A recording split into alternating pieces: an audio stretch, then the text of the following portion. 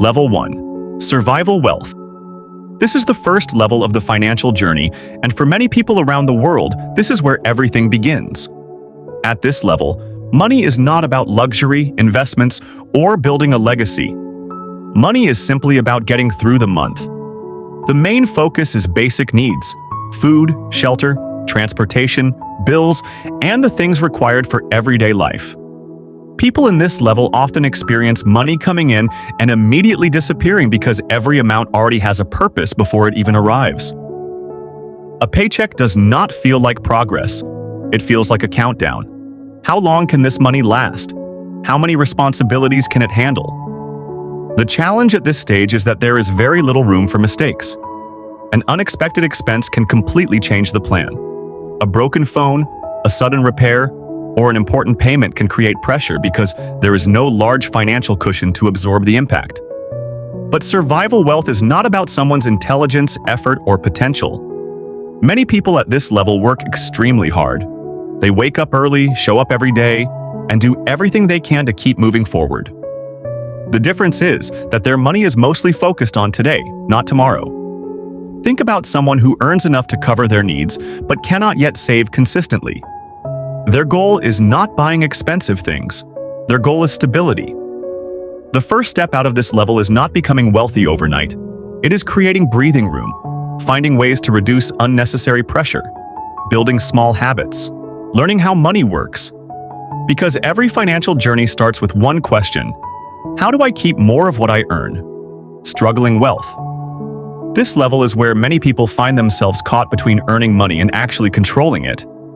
The difference between survival wealth and struggling wealth is that there may be slightly more income coming in, but financial pressure still feels constant. The problem is not always how much money enters. Sometimes the problem is how quickly it leaves. A person at this level may have a job, regular income, and even moments where things feel comfortable, but saving money feels difficult. A little extra spending here, an unexpected cost there. Small decisions slowly add up. This is the level where lifestyle can easily become a trap. Someone gets a little more income and immediately increases their spending. A better phone, a more expensive apartment, more subscriptions, more things that make life comfortable today but create pressure tomorrow. This does not mean enjoying life is wrong. It simply shows how easy it is for expenses to grow alongside income. Many people spend years here because they are trying to improve their lifestyle while also trying to build their future. The biggest change at this stage is awareness. Understanding where money goes, creating a plan, learning the difference between something that improves your life and something that only creates temporary excitement. A person in this level may not look poor from the outside. They may have nice clothes, a good job, and a normal lifestyle, but behind the scenes they are still trying to gain control. The journey upward begins when money stops being something that disappears and starts becoming something that is managed. Stable wealth. This is the stage where money finally starts feeling less like a constant emergency and more like a tool. People at this level usually have their basic needs covered. They can pay their bills, they can handle small surprises, they may have some savings set aside. The biggest difference is peace of mind. Instead of thinking only about today, they can begin thinking about next month, next year, and eventually the future. This level is not about being rich, it is about having control. A stable person understands that every amount of money has a role. Some is used for living, some is saved. Some is used to improve skills or create better opportunities. This is also where financial habits begin to matter more than income alone. Two people can earn the same amount of money but end up in completely different places depending on their decisions. One person may spend everything. Another may slowly build a foundation. Over time, those choices create a gap. A real-life example is someone who starts with an average income, but consistently saves, learns, and invests in their future for many years. They may not look wealthy at first, but their financial position gradually becomes stronger. Stable wealth is where many people discover an important truth. Building wealth is usually not one huge decision. It is thousands of small decisions repeated over time. Comfortable wealth. This is the level where money starts creating choices. People at this stage are no longer only thinking about paying for what they need. They begin thinking about how they want to live. They can handle regular expenses, save consistently, and plan for things beyond immediate needs. A comfortable person may be able to take a vacation without it destroying their finances. They may replace something important without panic. They may have money set aside for opportunities when they appear. The biggest difference at this level is flexibility. Money starts giving them options. Instead of asking, "Can I afford this?" they start asking, "Does this make sense for my future?" That small change in thinking separates this level from the ones before it. Comfortable wealth is also where people begin understanding the importance of protecting what they have. They do not just focus on earning more, they focus on making smarter decisions. They might learn about investing, improving their career, starting a small business, or creating additional sources of income. But this level is not perfect. A person can still make mistakes. A comfortable lifestyle can become expensive if someone constantly tries to appear richer than they actually are, because there is a difference between being comfortable and trying to look successful. Many people confuse the two. True comfort is not about showing everyone what you own. It is about knowing you have control. Upper middle wealth. This is where financial progress becomes much more noticeable. People at this level usually have strong careers, successful businesses, or valuable skills that allow them to earn above average.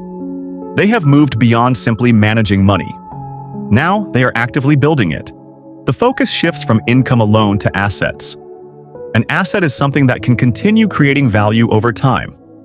This could be a business, property, investments, or other things that grow in value. At this stage, people start thinking differently. Someone at a lower level may ask, "How can I buy this?" Someone at this level may ask, "How can I make this purchase improve my financial position?"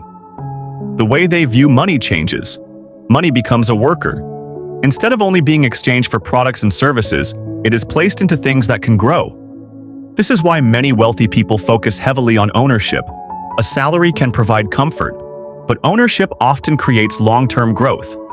A common example is someone who builds a career, saves consistently, buys their first property, and slowly expands their investments over many years.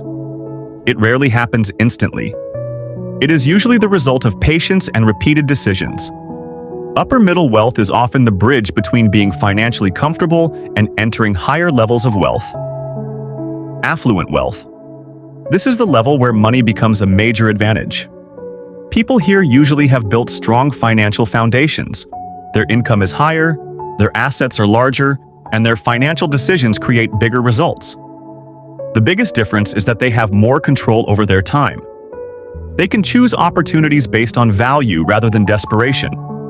They may have businesses, investments, or professional careers that generate significant income. But the interesting thing about this level is that not everyone looks wealthy. Some affluent people live quietly. They may drive normal cars. They may wear simple clothes. They understand that wealth is not always something you display. A person can have expensive possessions and little financial security. Another person can appear ordinary while having a strong financial foundation. This is why appearance can be misleading. The smartest people at this level focus on maintaining their position. They think about protecting their wealth, making wise decisions, and creating opportunities for the future. Because reaching a higher level is difficult, but staying there requires discipline. Rich wealth. This is the level most people imagine when they hear the word wealthy. At this stage, money is no longer only about comfort. It becomes a powerful tool that can create more opportunities. People at this level usually have built significant assets. They may own businesses, valuable properties, investments, or have developed skills that generate high income. But being rich is not only about having more money. It is about how money is managed. Two people can have the same amount of wealth and experience completely different lives. One person may constantly spend trying to maintain an image. Another may quietly use their resources to create even more value. This is why some wealthy people stay wealthy for decades, while others lose their position quickly. The difference often comes down to decisions. At this level, people begin thinking about questions most people never reach. How do I protect what I built? How do I make sure my wealth continues growing? How do I create something that lasts? A good example is entrepreneurs who build successful companies.